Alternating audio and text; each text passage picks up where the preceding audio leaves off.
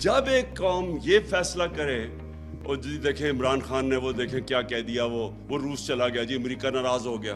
अच्छा जी उसने नरेंद्र मोदी को कह दिया कि वो हिटलर से इंस्पायर्ड है, देखें इंडिया को नाराज कर दिया। वो कश्मीरियों के लिए खड़ा हो गया, देखें जी वो क्या कर दिया। ये क्या कहते फिर रहे हैं, वो जी हमें आइसोलेट कर दिया।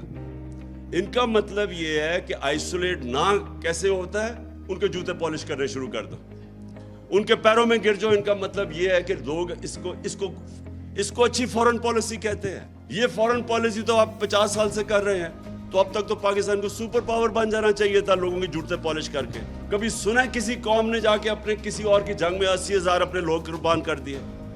कोई दुनिया में इसकी मिसाल है?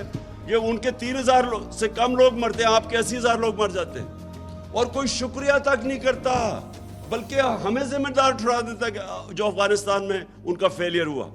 और मैं जब ये कहता हूं कि पाकिस्तान ने तो तुम्हारे लिए कुर्बानियां दी हैं, और मुझे आगे से कह रहे जी ये ना कहो, अमरीकी नाराज हो जाएंगे।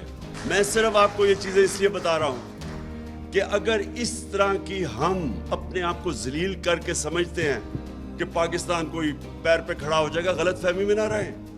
हमने एमल कांसी को पकड़ा दिया, उसके वकील ने जाके वहां अदालत में कहा जी पाकिस्तानी अपनी वालदा भी बेच दे पैसे के पीछे, डॉलरों के पीछे। तो हमारी वजह से हमने जिल्लत कमाई, हमने अपने आप को जलील किया। उसको दूसरे को, एक रमजी यूसुफ, उसको पकड़ा दिया। रेमंड डेविस ने दिन दिहाड़े आके 2 पाकिस्तानियों को कत्ल कर दिया, वो चुप करके उसको वापस भेज दिया। फिर 400 ड्रोन अटैक कर दिए।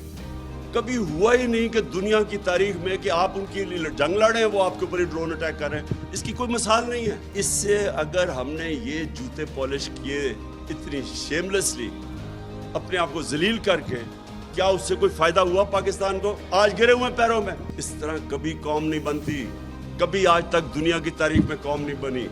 मैं बार बार मदीना की रियासत की इसलिए मिसाल देता हूँ, वो पहले दिन मदीना की रियासत ही बन गई थी। उन्होंने जद्दोजहद की थी, उन्होंने मिलके, कम्युनिटी ने 2 जंगों के अंदर, जंग ओहद और खंदक के अंदर, तो उम्मा को खतरा था कि वो बचेंगे भी या नहीं। फाके किए उन्होंने जब उन्होंने सीज की हुई थी मदीना की। नबी सल्लल्लाहु अलैहि वसल्लम ने 2 पत्थर पेट पे बांध के काम कर रहे थे, वहां कुर्बानियां दे रहे थे। कौमें कुर्बानियां दे के बनती है। भिखारियों की तरह भीख मांग के जूते पॉलिश करके कोई कौम नहीं बनी आज तक।